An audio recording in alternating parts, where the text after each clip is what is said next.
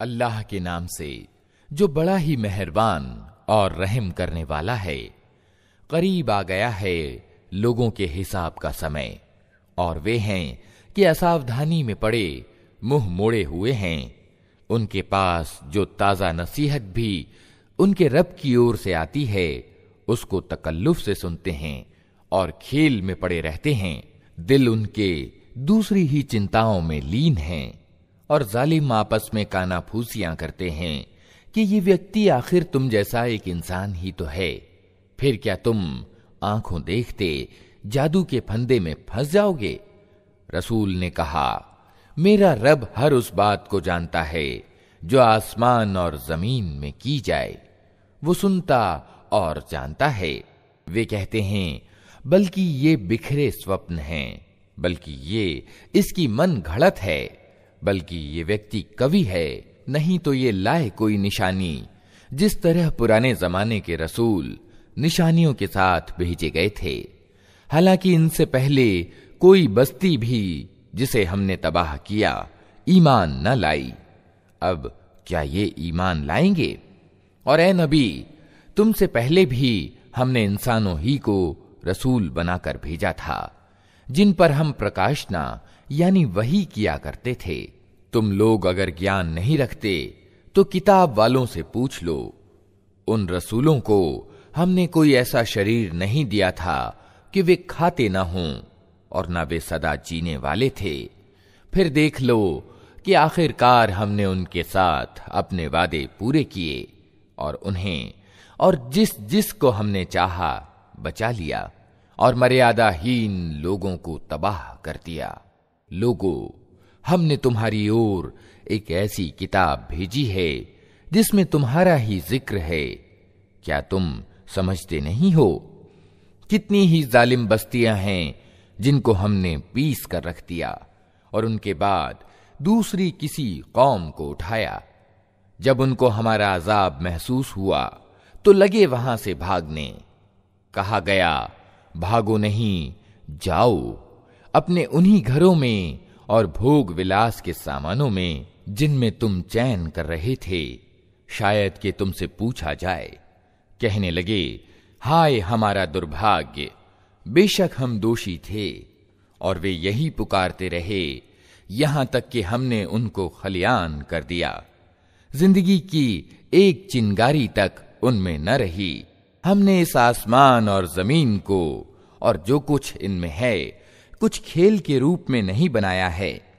अगर हम कोई खिलौना बनाना चाहते और बस यही कुछ हमें करना होता तो अपने ही पास से कर लेते, मगर हम तो असत्य पर सत्य की चोट लगाते हैं जो उसका सिर तोड़ देती है, और वो देखते देखते मिट जाता है।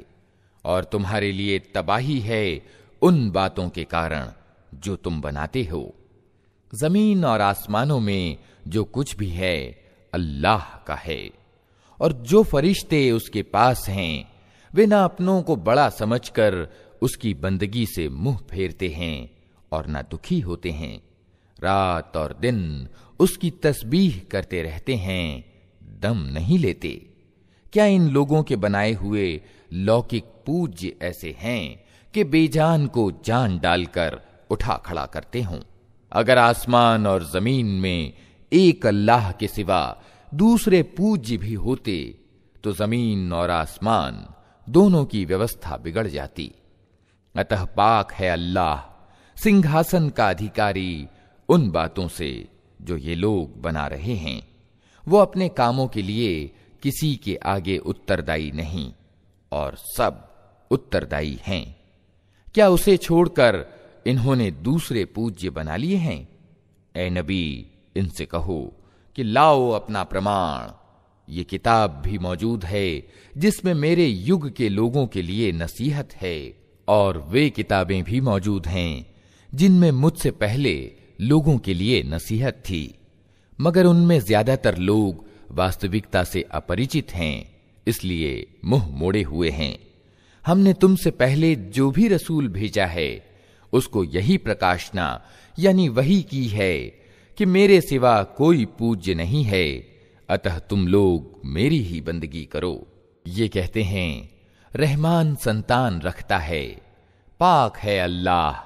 वे अर्थात फरिश्ते तो बंदे हैं जिन्हें प्रतिष्ठित किया गया है, उसके सामने बढ़कर नहीं बोलते और बस उसके आदेश को व्यवहार में लाते हैं।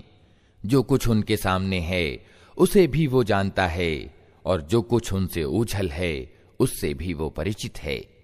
वे किसी की सिफारिश नहीं करते सिवाय उसके जिसके हक में सिफारिश सुनने पर अल्लाह राजी हो, और वे उसके भय से डरते रहते हैं। और जो उनमें से कोई कह दे कि अल्लाह के सिवा मैं भी एक इष्ट पूज्य हूं, तो उसे हम जहन्नम की सजा देंगे। हमारे यहां जालिमों का यही बदला है। क्या वे लोग जिन्होंने नबी की बात मानने से इनकार कर दिया है विचार नहीं करते कि ये सब आसमान और जमीन परस्पर मिले हुए थे, फिर हमने इन्हें अलग किया और पानी से हर जिंदा चीज पैदा की। क्या वे हमारे इस रचनाकार की कुशलता को नहीं मानते? और हमने जमीन में पहाड़ जमा दिए ताकि वो इन्हें लेकर ढुलक न जाए, और उसमें चौड़े विस्तृत रास्ते बना दिए, शायद कि लोग अपना मार्ग मालूम कर लें। और हमने आसमान को एक सुरक्षित छत बना दिया। मगर ये हैं कि ब्रह्मांड की निशानियों की ओर ध्यान नहीं देते, और वो अल्लाह ही है जिसने रात और दिन बनाए और सूरज और चांद की रचना की। सब एक एक कक्ष में तैर रहे हैं। और ए नबी, अमरता तो हमने तुमसे पहले भी किसी इंसान के लिए नहीं रखी है। अगर तुम मर गए तो क्या ये लोग हमेशा जीते रहेंगे? हर जानदार को मौत का मजा चखना है, और हम अच्छी और बुरी परिस्थितियों में डालकर तुम सबकी आजमाइश कर रहे हैं। आखिरकार तुम्हें हमारी ही ओर पलटना है। ये सत्य को अस्वीकार करने वाले जब तुम्हें देखते हैं तो तुम्हारी हंसी बना लेते हैं। कहते हैं, क्या ये है वो व्यक्ति जो तुम्हारे पूज्यों की चर्चा किया करता है? और इनका अपना हाल ये है कि रहमान के जिक्र से इनकार करते हैं। इंसान उतावला पैदा हुआ है। अभी मैं तुमको अपनी निशानियां दिखाई देता हूं, मुझसे जल्दी ना मचाओ। ये लोग कहते हैं, आखिर ये धमकी पूरी कब होगी? अगर तुम सच्चे हो, क्या ही अच्छा होता अगर इन अधर्मियों को उस समय का कुछ ज्ञान होता, जबकि ना ये अपने मुंह आग से बचा सकेंगे और ना अपनी पीठें, और ना इनको कहीं से मदद पहुंचेगी। वो आफत अचानक आएगी और इन्हें इस तरह एकदम से दबोच लेगी कि ये न उसे टाल सकेंगे और ना इनको क्षण भर मोहलत ही मिल सकेगी। हंसी तुमसे पहले भी रसूलों की उड़ाई जा चुकी है, मगर उनकी हंसी उड़ाने वाले उसी चीज के फेर में आकर रहे जिसकी वे हंसी उड़ाते थे। ऐ नबी, इनसे कहो, कौन है जो रात को या दिन को तुम्हें रहमान से बचा सकता हो? मगर ये अपने रब की नसीहत से मुंह मोड़ रहे हैं। क्या ये कुछ ऐसे ईश रखते हैं जो हमारे मुकाबले में इनका पक्ष लें? वे ना तो खुद अपनी मदद कर सकते हैं और ना ही हमारा समर्थन उनको प्राप्त है। असल बात यह है कि इन लोगों को और इनके बाप दादा को हम जिंदगी का सामान दिए चले गए, यहां तक कि इनको दिन लग गए। मगर क्या इन्हें दिखाई नहीं देता कि हम जमीन को विभिन्न दिशाओं से घटाते चले आ रहे हैं? फिर क्या ये प्रभावी हो जाएंगे? इनसे कह दो कि मैं तो प्रकाशना यानी वही के आधार पर तुम्हें सावधान कर रहा हूं, मगर बहरे पुकार को सुना नहीं करते जबकि उन्हें सावधान किया जाए। और अगर तेरे रब का अजाब थोड़ा सा इन्हें छू जाए तो अभी चीख उठें कि हाय हमारा दुर्भाग्य, बेशक हम दोषी थे। कयामत के दिन हम ठीक ठीक तौलने वाले तराजू रख देंगे, फिर किसी व्यक्ति पर कण भर जुल्म ना होगा। जिसका राई के दाने के बराबर भी कुछ किया धरा होगा वो हम सामने ला देंगे, और हिसाब लगाने के लिए हम काफी हैं। पहले हम मूसा और हारून को फुरकान यानी कसौटी और रोशनी और याद दहानी प्रदान कर चुके हैं उन डर रखने वाले लोगों की भलाई के लिए जो बिना देखे अपने रब से डरें और जिनको हिसाब की उस घड़ी का खटका लगा हुआ हो। और अब ये बरकत वाली याद दहानी हमने तुम्हारे लिए उतारी है, फिर क्या तुम इसको कबूल करने से इनकारी हो? उससे भी पहले हमने इब्राहीम को उसकी समझ प्रदान की थी और हम उसको खूब जानते थे। याद करो वो अवसर जबकि उसने अपने बाप और अपनी कौम से कहा था कि ये मूर्तियां कैसी हैं जिनके तुम लोग आसक्त हो रहे हो। उन्होंने जवाब दिया, हमने अपने बाप दादा को उनकी उपासना करते पाया है। उसने कहा, तुम भी गुमराह हो और तुम्हारे बाप दादा भी खुली गुमराही में पड़े हुए थे। उन्होंने कहा, क्या तू हमारे सामने अपने वास्तविक विचार प्रस्तुत कर रहा है या मजाक करता है? उसने जवाब दिया, नहीं, बल्कि वास्तव में तुम्हारा रब वही है जो जमीन और आसमानों का रब और उनका पैदा करने वाला है। इस पर मैं तुम्हारे सामने गवाही देता हूं और अल्लाह की कसम, मैं तुम्हारी अनुपस्थिति में जरूर तुम्हारी मूर्तियों की खबर लूंगा।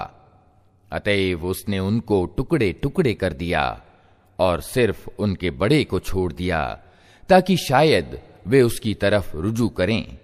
उन्होंने आकर मूर्तियों की ये हालत देखी तो कहने लगे, हमारे देवताओं की ये दशा किसने कर दी? बड़ा ही कोई जालिम था वो। कुछ लोग बोले, हमने एक नवयुवक को इनकी चर्चा करते सुना था जिसका नाम इब्राहीम है। उन्होंने कहा, तो पकड़ लाओ उसे सबके सामने ताकि लोग देख लें उसकी कैसी खबर ली जाती है। इब्राहीम के आने पर उन्होंने पूछा, क्यों इब्राहीम, तूने हमारे देवताओं के साथ ये हरकत की है? उसने जवाब दिया, बल्कि ये सब कुछ इनके सरदार ने किया है, इन्हीं से पूछ लो अगर ये बोलते हों। ये सुनकर वे अपनी अंतरात्मा की ओर पलटे और अपने मन में कहने लगे, वास्तव में तुम खुद ही जालिम हो। मगर फिर उनकी मति पलट गई और बोले, तू जानता है कि ये बोलते नहीं हैं। इब्राहीम ने कहा, फिर क्या तुम अल्लाह को छोड़कर उन चीजों को पूज रहे हो जिन्हें न तुम्हें लाभ पहुंचाने की सामर्थ्य प्राप्त है न हानि? धिक्कार है तुम पर और तुम्हारे उन देवताओं पर जिनकी तुम अल्लाह को छोड़कर पूजा कर रहे हो। क्या तुम कुछ भी बुद्धि नहीं रखते? उन्होंने कहा, जला डालो इसको और समर्थन करो अपने उपास्यों का अगर तुम्हें कुछ करना है। हमने कहा, ऐ आग ठंडी हो जा और सलामती बन जा इब्राहीम पर। वे चाहते थे कि इब्राहीम के साथ बुराई करें, मगर हमने उनको बुरी तरह नाकाम कर दिया और हम उसे और लूत को बचाकर उस भूभाग की ओर निकाल ले गए जिसमें हमने दुनिया वालों के लिए बरकतें रखी हैं। और हमने उसे इसहाक प्रदान किया और याकूब इस पर बढ़ोत्तरी और हर एक को नेक बनाया। और हमने उनको इमाम यानी नायक बना दिया जो हमारे आदेश से मार्गदर्शन करते थे। और हमने उन्हें प्रकाशना के द्वारा नेक कामों का और नमाज कायम करने का और ज़कात देने का आदेश दिया और वे हमारे उपासक थे। और लूत को हमने तत्वदर्शिता और ज्ञान प्रदान किया और उसे उस बस्ती से बचाकर निकाल दिया जो गंदे कर्म करती थी। वास्तव में वो बड़ी ही बुरी अवज्ञाकारी कौम थी। और लूत को हमने अपनी दयालुता में दाखिल किया, वो अच्छे लोगों में से था। और यही नेमत हमने नूह को दी। याद करो जबकि इन सब से पहले उसने हमें पुकारा था, हमने उसकी दुआ कबूल की और उसे और उसके घर वालों को बड़ी पीड़ा से मुक्त किया। और उस कौम के मुकाबले में उसकी मदद की जिसने हमारी आयतों को झुठला दिया था। वे बड़े बुरे लोग थे, अतः हमने उन सब को डुबो दिया। और इसी नेमत से हमने दाऊद और सुलेमान को प्रतिष्ठित किया। याद करो वो अवसर जबकि वे दोनों एक खेत के मुकदमे में फैसला कर रहे थे, जिसमें रात के समय दूसरे लोगों की बकरियां फैल गई थीं और हम उनकी अदालत खुद देख रहे थे। उस समय हमने ठीक फैसला सुलेमान को समझा दिया। हालांकि तत्वदर्शिता और ज्ञान हमने दोनों ही को प्रदान किया था। दाऊद के साथ हमने पहाड़ों और पक्षियों को वशीभूत कर दिया था, जो तस्बीह यानी गुणगान करते थे। इस कार्य के करने वाले हम ही थे और हमने उसको तुम्हारे फायदे के लिए कवच बनाने की कला सिखा दी थी, ताकि तुमको एक दूसरे की मार से बचाए। फिर क्या तुम कृतज्ञ हो? और सुलेमान के लिए हमने तेज हवा को वशीभूत कर दिया था, जो उसके आदेश से उस भूभाग की ओर चलती थी जिसमें हमने बरकतें रखी हैं। हम हर चीज का ज्ञान रखने वाले थे। और शैतानों में से हमने ऐसे बहुतों को उसका अधीन बना दिया था, जो उसके लिए डुबकियां लगाते और इसके सिवा दूसरे काम करते थे। उन सब की निगरानी करने वाले हम ही थे। और यही समझ और तत्वदर्शिता एवं ज्ञान की नेमत हमने अय्यूब को दी थी। याद करो जबकि उसने अपने रब को पुकारा कि मुझे रोग लग गया है और तू सबसे बढ़कर दयावान है।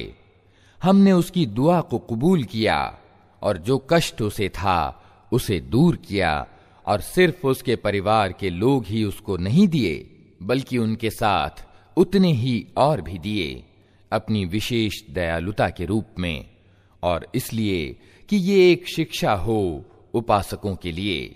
और यही नेमत इस्माइल और इद्रीस और जुल्किफ्ल को दी कि ये सब सब्र करने वाले लोग थे, और उनको हमने अपनी दयालुता में दाखिल किया कि वे नेक लोगों में से थे।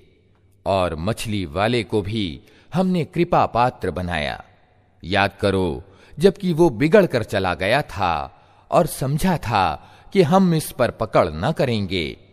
अंत में उसने अंधेरों में से पुकारा, नहीं है कोई ईश मगर तू, पाक है तेरी हस्ती, बेशक मैं दोषी हूं। तब हमने उसकी दुआ कबूल की और गम से उसे छुटकारा दिया। और इसी तरह हम ईमान वालों को बचा लिया करते हैं। और जकरिया को जबकि उसने अपने रब को पुकारा कि ऐ पालनहार, मुझे अकेला न छोड़, और सबसे अच्छा वारिस तो तू ही है। अतः हमने उसकी दुआ कबूल की और उसे यहया प्रदान किया और उसकी बीवी को उसके लिए ठीक कर दिया। ये लोग भले कामों में दौड़ धूप करते थे और हमें चाहत और डर के साथ पुकारते थे और हमारे आगे झुके हुए थे। और वो औरत जिसने अपने सतीत्व की रक्षा की थी, हमने उसके भीतर अपनी रूह से फूंका और उसे और उसके बेटे को दुनिया भर के लिए निशानी बना दिया। ये तुम्हारा समुदाय यानी उम्मत वास्तव में एक ही समुदाय है और मैं तुम्हारा रब हूं, अतः तुम मेरी बंदगी करो। मगर ये लोगों की कारस्तानी है कि उन्होंने आपस में अपने दीन को टुकड़े टुकड़े कर डाला। सबको हमारी ही ओर पलटना है। फिर जो अच्छे कर्म करेगा इस हाल में कि वो ईमान वाला हो, तो उसके काम की उपेक्षा न होगी और उसे हम लिख रहे हैं। और संभव नहीं है कि जिस बस्ती को हमने तबाह कर दिया हो वो फिर पलट सके।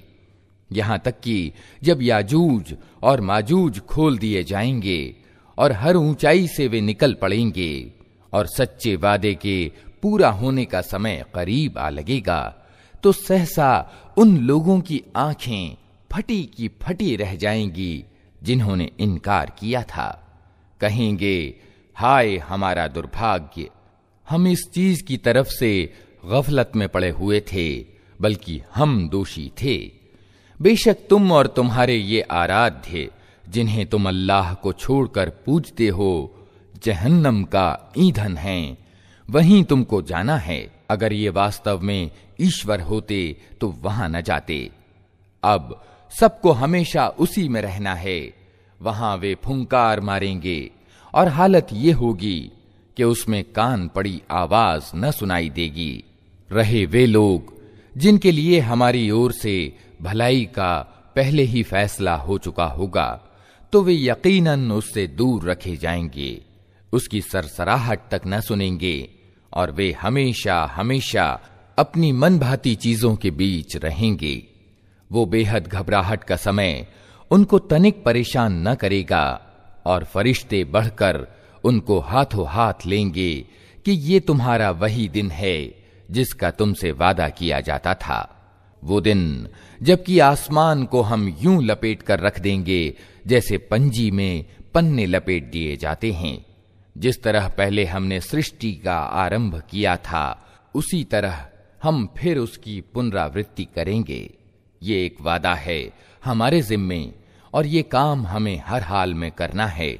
और ज़बूर में हम नसीहत के बाद ये लिख चुके हैं कि जमीन के उत्तराधिकारी हमारे नेक बंदे होंगे। इसमें एक बड़ा संदेश है उपासना करने वाले लोगों के लिए। ऐ नबी, हमने तो तुमको दुनिया वालों के लिए दयालुता बनाकर भेजा है। उनसे कहो, मेरे पास जो प्रकाशना यानी वही आती है वो ये है कि तुम्हारा पूज्य सिर्फ एक पूज्य है, फिर क्या तुम आज्ञाकारी होते हो? अगर वे मुंह फेरें तो कह दो कि मैंने खुल्लम खुल्ला तुमको सावधान कर दिया है। अब ये मैं नहीं जानता कि वो चीज जिसका तुमसे वादा किया जा रहा है करीब है या दूर। अल्लाह वे बातें भी जानता है जो ऊंची आवाज में कही जाती हैं और वो भी जो तुम छिपा कर करते हो। मैं तो ये समझता हूं कि शायद ये देर तुम्हारे लिए एक आजमाइश है और तुम्हें एक विशेष समय तक के लिए मजे करने का मौका दिया जा रहा है। आखिरकार रसूल ने कहा कि ऐ मेरे रब, हक के साथ फैसला कर दे और लोगों, तुम जो बातें बनाते हो उनके मुकाबले में हमारा करुणामय रब ही हमारे लिए मदद का सहारा है। अल्लाह के नाम से जो बड़ा ही मेहरबान और रहम करने वाला है। लोगों, अपने रब के गजब यानी प्रकोप से बचो। वास्तविकता यह है कि कयामत का भूकंप बड़ी भयंकर चीज है। जिस दिन तुम उसे देखोगे, हाल ये होगा कि हर दूध पिलाने वाली अपने दूध पीते बच्चे को भूल जाएगी। हर गर्भवती का गर्भ गिर जाएगा और लोग तुम्हें मदहोश दिखेंगे, हालांकि वे नशे में न होंगे, बल्कि अल्लाह का अजाब ही कुछ ऐसा कठोर होगा। कुछ लोग ऐसे हैं जो ज्ञान के बिना अल्लाह के बारे में विवाद करते हैं और हर सरकश शैतान का अनुसरण करने लगते हैं, हालांकि उसके तो भाग्य में ये लिखा है कि जो उसको मित्र बनाएगा उसे वो गुमराह करके छोड़ेगा और जहन्नम के अजाब का मार्ग दिखाएगा। लोगों, अगर तुम्हें मौत के बाद की जिंदगी के बारे में कुछ शक है तो तुम्हें मालूम हो कि हमने तुम्हें मिट्टी से पैदा किया है, फिर वीर्य से, फिर खून के लोथड़े से, फिर मांस की बोटी से, जो शक्ल वाली भी होती है और बेशक्ल भी। ये हम इसलिए बता रहे हैं ताकि तुम पर सच्चाई स्पष्ट करें। हम जिस वीर्य को चाहते हैं एक नियत समय तक गर्भाशयों में ठहराए रखते हैं, फिर तुमको एक बच्चे के रूप में निकाल लाते हैं, फिर तुम्हारा पालन पोषण करते हैं ताकि तुम अपनी जवानी को पहुंचो, और तुम में से कोई पहले ही वापस बुला लिया जाता है और कोई निकृष्टतम आयु की ओर फेर दिया जाता है ताकि सब कुछ जानने के बाद फिर कुछ ना जाने। और तुम देखते हो कि जमीन सूखी पड़ी है, फिर जहां हमने उस पर पानी बरसाया कि यकायक वो फबक उठी और फूल गई और उसने हर तरह की सुदृश्य वनस्पतियां उगलनी शुरू कर दी।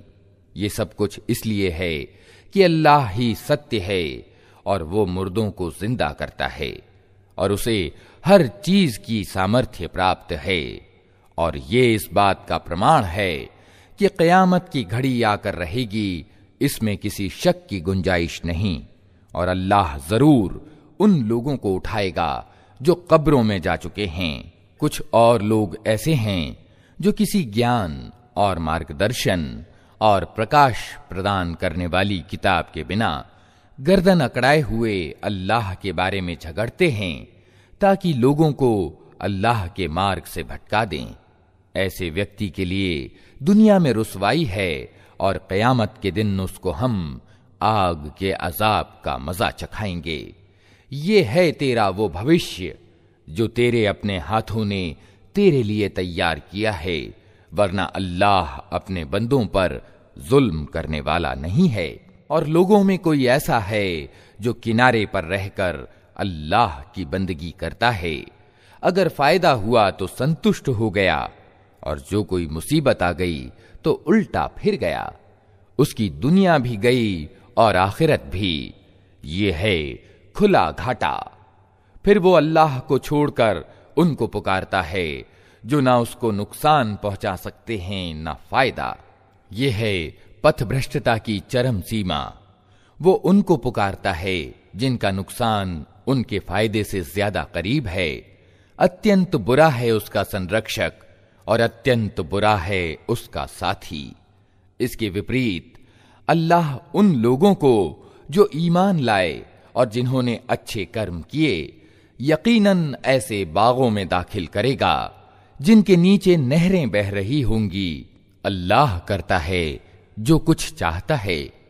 जो व्यक्ति ये गुमान रखता हो कि अल्लाह दुनिया और आखिरत में उसकी कोई मदद ना करेगा, उसे चाहिए कि एक रस्सी के द्वारा आसमान तक पहुंचकर छेद करे, फिर देख ले कि क्या उसका उपाय किसी ऐसी चीज को रद्द कर सकता है जो उसको अप्रिय है। ऐसी ही खुली खुली बातों के साथ हमने इस कुरान को उतारा है और मार्ग अल्लाह जिसे चाहता है दिखाता है। जो लोग ईमान लाए और जो यहूदी हुए और साबी और ईसाई और मजूस और जिन लोगों ने अल्लाह का साझी ठहराया, इन सब के बीच अल्लाह क़यामत के दिन फैसला कर देगा। हर चीज अल्लाह की नजर में है। क्या तुम देखते नहीं हो कि अल्लाह के आगे सजदे में हैं वे सब जो आसमानों में हैं और जो धरती में हैं, सूरज और चांद और तारे और पहाड़ और पेड़ और जानवर और बहुत से इंसान और बहुत से वे लोग भी जो अजाब के अधिकारी हो चुके हैं। और जिसे अल्लाह तुच्छ और रुस्वा कर दे उसे फिर कोई इज्जत देने वाला नहीं है। अल्लाह करता है जो कुछ चाहता है। ये दो फरीक यानी विवादी हैं जिनके बीच अपने रब के विषय में झगड़ा है। इनमें से वे लोग जिन्होंने कुफ्र यानी इनकार किया, उनके लिए आग के वस्त्र काटे जा चुके हैं। उनके सिरों पर खौलता हुआ पानी डाला जाएगा जिससे उनकी खालें ही नहीं पेट के भीतर के भाग तक गल जाएंगे। और उनकी खबर लेने के लिए लोहे के गुर्ज यानी गदाएं होंगे। जब कभी वे घबराकर जहन्नम से निकलने की कोशिश करेंगे, फिर उसी में ढकेल दिए जाएंगे कि चखो अब जलने की सजा का मजा। दूसरी ओर जो लोग ईमान वाले हुए और जिन्होंने अच्छे कर्म किए, उनको अल्लाह ऐसे बागों में दाखिल करेगा जिनके नीचे नहरें बह रही होंगी। वहां वे सोने के कंगनों और मोतियों से आभूषित किए जाएंगे और उनके वस्त्र रेशम के होंगे। उनको निर्मल यानी पाक बात स्वीकार करने का निर्देश प्रदान किया गया और उन्हें प्रशंसनीय गुणों से विभूषित अल्लाह का मार्ग दिखाया गया।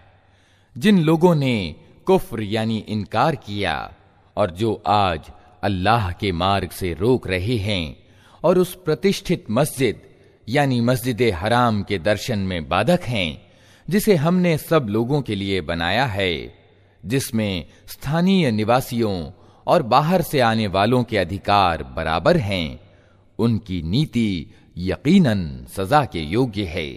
उस प्रतिष्ठित मस्जिद में जो भी सच्चाई से हटकर जुल्म की नीति अपनाएगा उसे हम दुखद यातना का मजा चखाएंगे। याद करो वो समय जबकि हमने इब्राहीम के लिए इस घर यानी काबा की जगह मुकर्रर की थी इस आदेश के साथ कि मेरे साथ किसी चीज को साझी ना ठहराओ और मेरे घर को परिक्रमा यानी तवाफ करने वालों और खड़े होने यानी कयाम और झुकने यानी रुकू और सजदा करने वालों के लिए पाक रखो और लोगों को हज के लिए सामान्य रूप में घोषणा कर दो कि वे तुम्हारे पास हर दूरवर्ती स्थान से पैदल और ऊंटों पर सवार होकर आएं, ताकि वे लाभ देखें जो यहां उनके लिए रखे गए हैं और कुछ निश्चित दिनों में उन जानवरों पर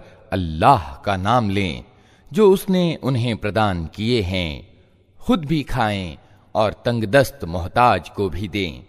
फिर अपना मैल कुचैल दूर करें और अपनी मन्नतें पूरी करें और इस प्राचीन घर की परिक्रमा करें। ये था काबा के निर्माण का उद्देश्य। और जो कोई अल्लाह की निर्धारित पाबंदियों का आदर करे तो ये उसके रब की दृष्टि में खुद उसी के लिए अच्छा है। और तुम्हारे लिए चौपाए हलाल यानी वैध किए गए सिवाय उन चीजों के जो तुम्हें बताई जा चुकी हैं।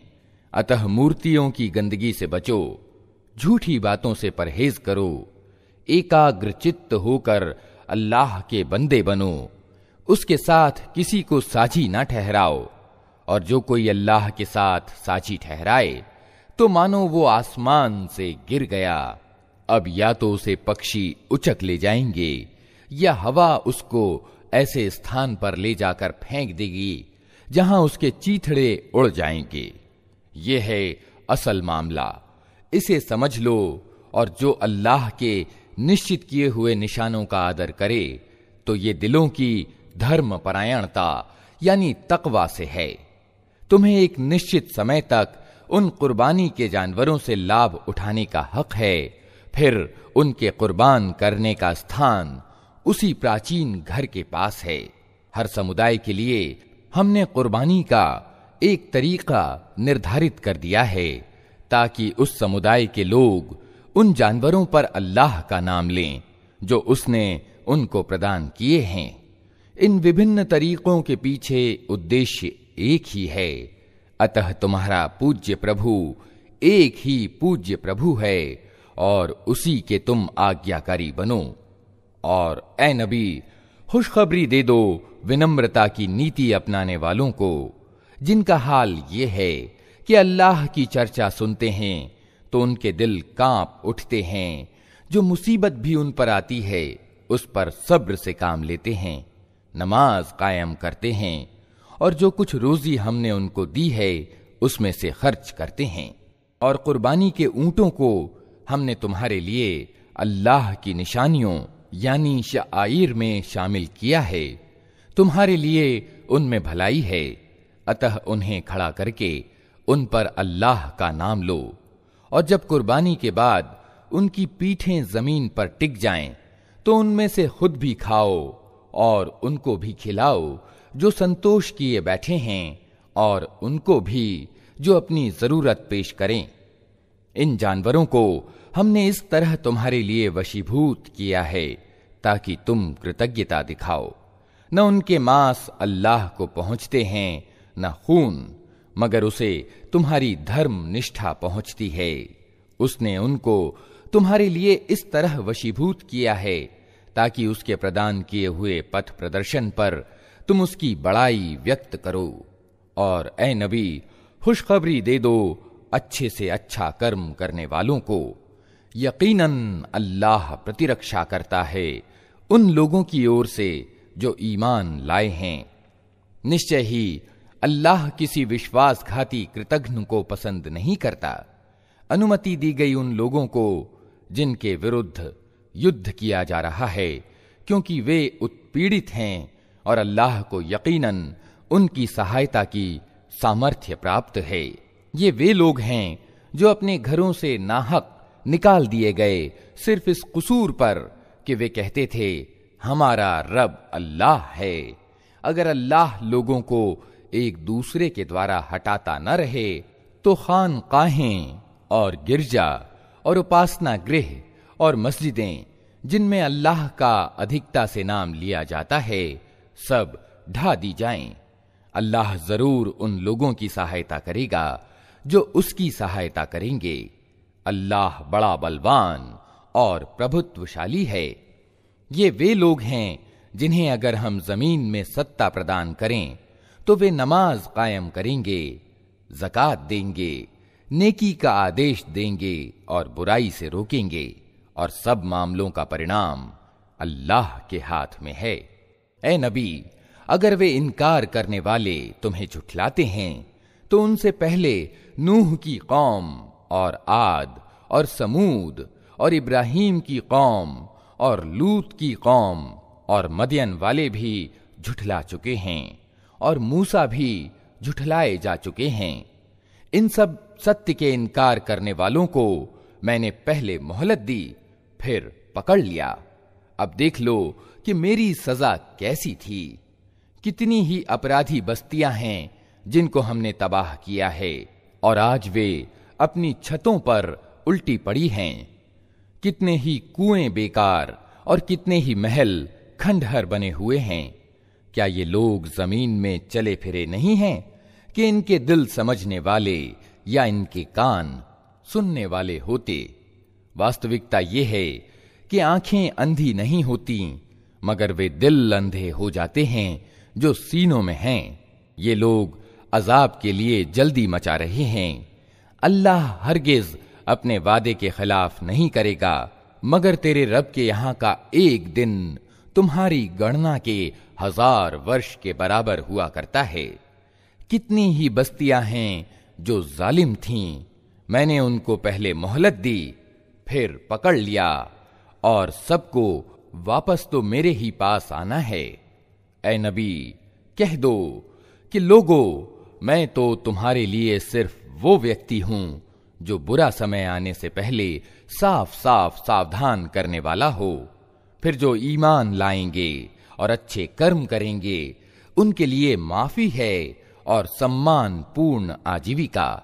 और जो हमारी आयतों को नीचा दिखाने की कोशिश करेंगे वे दोज़ख के यार हैं। और ऐ नबी, तुमसे पहले हमने न कोई रसूल ऐसा भेजा है न नबी जिसके साथ ये मामला न पेश आया हो कि जब उसने कामना की, शैतान ने उसकी कामना में रुकावट खड़ी की। इस तरह जो कुछ भी शैतान रुकावट डालता है, अल्लाह उनको मिटा देता है और अपनी आयतों को पुख्ता कर देता है। अल्लाह सर्वज्ञ है और तत्वदर्शी। वो इसलिए ऐसा होने देता है ताकि शैतान की डाली हुई खराबी को आजमाइश बना दे उन लोगों के लिए जिनके दिलों को मुनाफिकत का रोग लगा हुआ है और जिनके दिल खोटे हैं। वास्तविकता ये है कि ये जालिम लोग दुश्मनी में बहुत दूर निकल गए हैं, और ज्ञान जिन्हें मिला है वे लोग जान लें कि ये सत्य है तेरे रब की ओर से, और वे इस पर ईमान ले आएं और उनके दिल इसके आगे झुक जाएं। यकीनन अल्लाह ईमान लाने वालों को हमेशा सीधा मार्ग दिखा देता है। इनकार करने वाले तो इसकी ओर से शक ही में पड़े रहेंगे, यहां तक कि या तो उन पर क़यामत की घड़ी अचानक आ जाए या एक अशुभ दिन का अजाब अवतरित हो जाए। उस दिन बादशाही अल्लाह की होगी और वो उनके बीच निर्णय कर देगा। जो ईमान रखने वाले और अच्छे कर्म करने वाले होंगे वे नेमत भरी जन्नतों में जाएंगे, और जिन्होंने इनकार किया होगा और हमारी आयतों को झुठलाया होगा उनके लिए अपमानजनक अजाब होगा।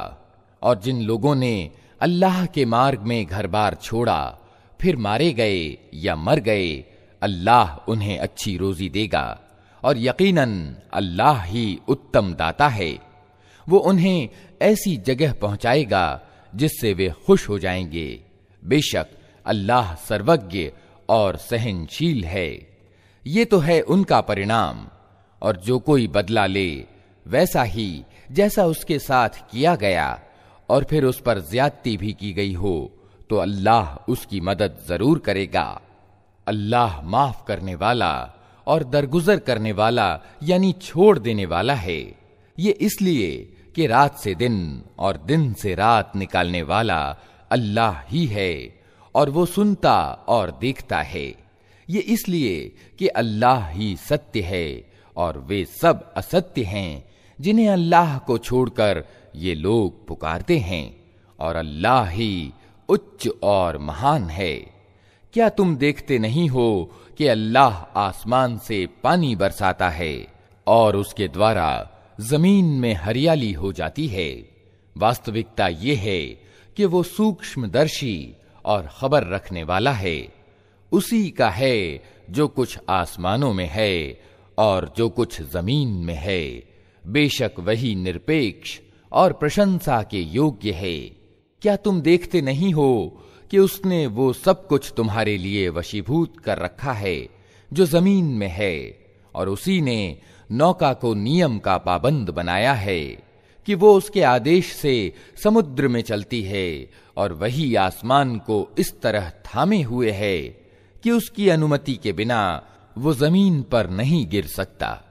वस्तु स्थिति ये है कि अल्लाह लोगों के हक में बड़ा करुणामय और दयावान है। वही है जिसने तुम्हें जिंदगी प्रदान की है, वही तुमको मौत देता है और वही फिर तुमको जिंदा करेगा। सच ये है कि इंसान बड़ा ही सत्य से मुंह फेरने वाला है। हर उम्मत के लिए हमने बंदगी की एक रीति निर्धारित की है जिसका वो पालन करती है। अतः ए नबी, वे इस मामले में तुमसे झगड़ा ना करें। तुम अपने रब की ओर बुलाओ, यकीनन तुम सीधे मार्ग पर हो। और अगर वे तुमसे झगड़ें तो कह दो कि जो कुछ तुम कर रहे हो अल्लाह को खूब मालूम है। अल्लाह क़यामत के दिन तुम्हारे बीच उन सब बातों का फैसला कर देगा जिनमें तुम विभेद करते रहे हो। क्या तुम जानते नहीं कि आसमान और जमीन की हर चीज अल्लाह के ज्ञान में है? सब कुछ एक किताब में अंकित है। अल्लाह के लिए ये कुछ भी कठिन नहीं है। ये लोग अल्लाह को छोड़कर उनकी बंदगी कर रहे हैं जिनके लिए न तो उसने कोई प्रमाण उतारा है और न ये खुद उनके बारे में कोई ज्ञान रखते हैं। इन जालिमों के लिए कोई मददगार नहीं है। और जब इनको हमारी साफ साफ आयतें सुनाई जाती हैं तो तुम देखते हो कि सत्य को अस्वीकार करने वाले लोगों के चेहरे बिगड़ने लगते हैं, और ऐसा लगता है कि अभी वे उन लोगों पर टूट पड़ेंगे जो इन्हें हमारी आयतें सुनाते हैं। इनसे कहो, मैं बताऊं तुम्हें कि इससे बुरी चीज क्या है? आग। अल्लाह ने उसी का वादा उन लोगों के हक में कर रखा है जो सत्य के स्वीकार से इनकार करें, और वो बहुत ही बुरा ठिकाना है। लोगों, एक मिसाल दी जाती है, ध्यान से सुनो। जिन पूज्यों को तुम अल्लाह को छोड़कर पुकारते हो, वे सब मिलकर एक मक्खी भी पैदा करना चाहें तो नहीं कर सकते, बल्कि अगर मक्खी उनसे कोई चीज छीन ले जाए तो वे उसे छुड़ा भी नहीं सकते। मदद चाहने वाले भी कमजोर, और जिनसे मदद चाही जाती है वे भी कमजोर। इन लोगों ने अल्लाह की कद्र ही नहीं पहचानी जैसा कि उसके पहचानने का हक है।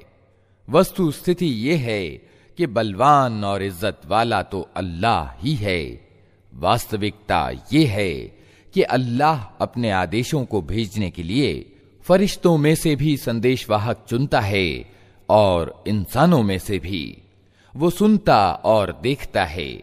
जो कुछ लोगों के सामने है उसे भी वो जानता है, और जो कुछ उनसे ओझल है उससे भी वो परिचित है, और सभी मामले उसी की तरफ रुजू होते हैं। ऐ लोगों, जो ईमान लाए हो, अल्लाह के आगे झुको और सजदा करो और अपने रब की बंदगी करो और अच्छा कर्म करो। इसी से उम्मीद की जा सकती है कि तुमको सफलता प्राप्त हो। अल्लाह के मार्ग में जान तोड़ कोशिश करो, जैसा कि कोशिश करने का हक है। उसने तुम्हें अपने काम के लिए चुन लिया है और धर्म में तुम पर कोई तंगी नहीं रखी। कायम हो जाओ अपने बाप इब्राहीम के पंथ पर। अल्लाह ने पहले भी तुम्हारा नाम मुस्लिम रखा था और इसी कुरान में भी तुम्हारा यही नाम है, ताकि रसूल तुम पर गवाह हो और तुम लोगों पर गवाह। अतः नमाज कायम करो, ज़कात दो और अल्लाह से जुड़ जाओ। वो है तुम्हारा संरक्षक, बहुत ही अच्छा है वो संरक्षक और बहुत ही अच्छा है वो सहायक।